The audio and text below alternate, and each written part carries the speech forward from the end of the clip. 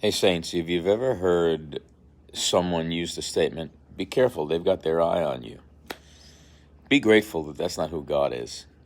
David tells us in Psalm 50 that the eye of the Lord is upon those who fear him. And it's not speaking of some cold, watchful surveillance where God's out to get us. Now, certainly, there are people, when they put their evil eye on others, they can intimidate. But this is about a God and a Father who loves us so much that he gives us his all when he gives us Jesus.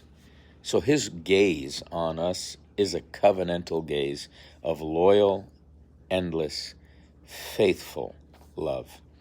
And the Father has his eye on us, and he knows us better than we know ourselves. And he is keeping us. His eye being on us implies he's actually keeping us. And to reverence him isn't about shrinking back from his presence, but living totally open-heartedly, beholding him, being transformed as we behold him, trusting in his endless, everlasting, eternal love. Why? Because God's gaze is not passive.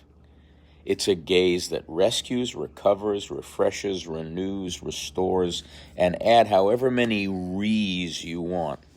He does all of that. He brings us back from the very jaws of hell and the kind of demonic resistance we often meet in spiritual warfare. But his presence causes those mountains to melt like wax.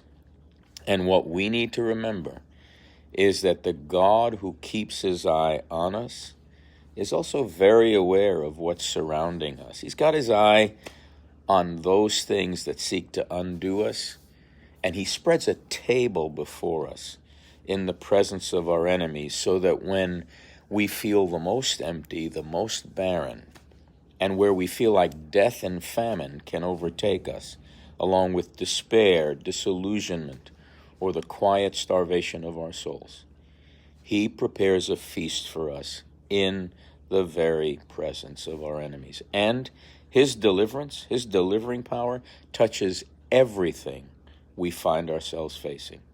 So, that's great reason to wait on him, not because we're doing nothing, because we're expectant.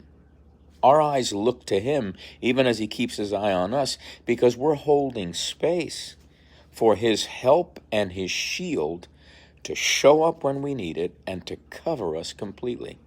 And in that waiting, something happens inside us.